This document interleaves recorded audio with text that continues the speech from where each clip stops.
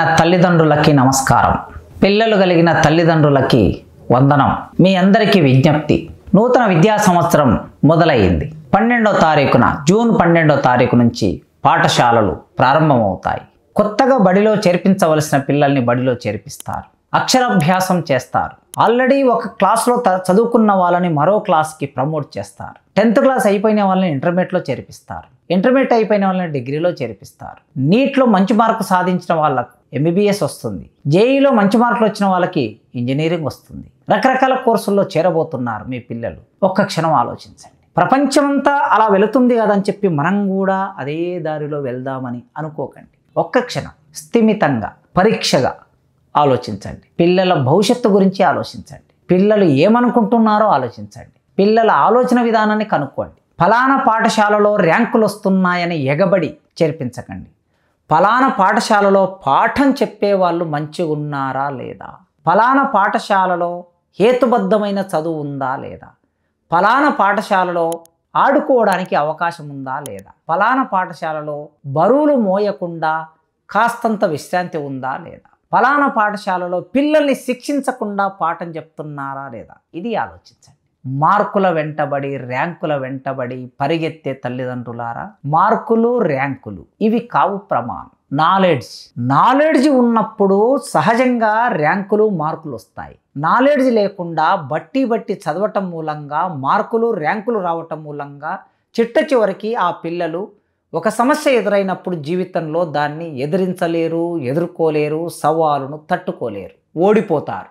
అందుకే ఇప్పటి నుంచే సబ్జెక్టును అర్థం చేసుకొని చదివే పాఠశాలల వైపు మీ దృష్టి పెట్టండి. సాధ్యమైతే టీచర్లు అందరూ ఉండి సరిగ్గా నడిచే ప్రభుత్వ పాఠశాలలో మీ పిల్లల్ని చేర్పించండి, అందుబాటులో ఉన్న మంచి పాఠశాలలు. అదేవిధంగా కొన్ని కార్పొరేట్ పాఠశాలలు 6వ తరగతి నుంచే ఐఐటి కోచింగ్ ఇస్తాం, 6వ తరగతి నుంచే నీట్ సిలబస్ చెప్తాం అని చెప్పే పాఠశాలలు ఏవైతే ఉంటాయో వాటి వైపు మొగ్గు చూపకండి దయచేసి.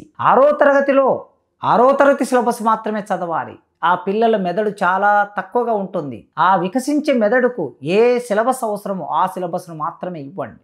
అవకాశం ఉంటే ఇంటర్నేషనల్ సిలబస్, విస్తృతంగా చదివే సిలబస్, తార్కికంగా హేతుబద్ధంగా చదివే సిలబస్ ఎక్కడ బోధిస్తారో అక్కడ వెళ్ళి చేర్పించండి. మీ పిల్లలకి ఖచ్చితంగా లాంగ్వేజెస్ నేర్పించే పాఠశాలలో కళాశాల చేర్పించండి. Languages Telugu, Hindi, English. ఎందుకంటారా? నైపుణ్యం, స్కిల్. ఇప్పుడు మొత్తం స్కిల్డ్ బేస్ ప్రపంచం నడుస్తుంది. నైపుణ్యం, ఏం నైపుణ్యం? వినే నైపుణ్యం, రాసే నైపుణ్యం, మాట్లాడే నైపుణ్యం, ఈ నైపుణ్యం చదివే నైపుణ్యం. ఇవి లేకపోతే వృధా. అందుకే నైపుణ్యాలు రావాలి. ఈ నైపుణ్యాలు రావాలంటే భాష ద్వారా మాత్రమే వస్తాయి. విలువలు కావాలి అంటున్నారు, విలువలు పోతున్నాయి అంటున్నారు. ఈ విలువలు భాషల ద్వారానే వస్తాయి. చాలా పాఠశాలలో, కార్పొరేట్ పాఠశాలలో మ్యాథమెటిక్స్, సైన్స్, కంప్యూటర్ చెప్పినట్లుగా తెలుగు, ఇంగ్లీష్, హిందీ చెప్పటం లేదు. అలాంటి పాఠశాలలో మీ పిల్లల్ని చేర్పిస్తే 10th అయినాక, ఇంటర్మీడియట్ అయినాక మీ పిల్లలు ఒక్క అక్షరాన్ని కూడా సరిగ్గా రాయలేరు. ఆలోచించండి. అదేవిధంగా ఇంటర్మీడియట్లో చేర్పించే తల్లిదండ్రులారా, 1-2 కార్పొరేట్ కళాశాలల వెంటబడి లక్షల రూపాయలు ఖర్చు పెడుతున్నారు. 10 లక్షల మంది చేరితే 100 మందికే ర్యాంకులు వస్తాయి. 10 లక్షల మంది, ఒక్కొక్కరు 10 లక్షలు ఇంటూ 2 లక్షలు వేసుకోండి, ఎన్ని కోట్ల రూపాయలు అవుతున్నాయో. కనుక ఇంతమంది డబ్బును 100 మంది కోసం ఖర్చు పెట్టే వాటి వైపు పరిగెత్తకండి.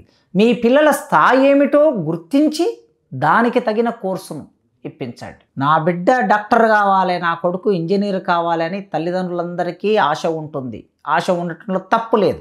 దానికి తగిన శక్తి పిల్లల్లో ఉందా లేదా ఆలోచించండి. హ్యుమానిటీస్ చదివినా, ఏది చదివినా ఆ కోర్సులో మీ పిల్లల నైపుణ్యం సాధించే వైపుగా నడిపించండి. కనుక డిగ్రీ అడ్మిషన్స్ వచ్చాయి. ఇప్పుడు దోస్తు అడ్మిషన్స్ నడుస్తూ ఉన్నాయి.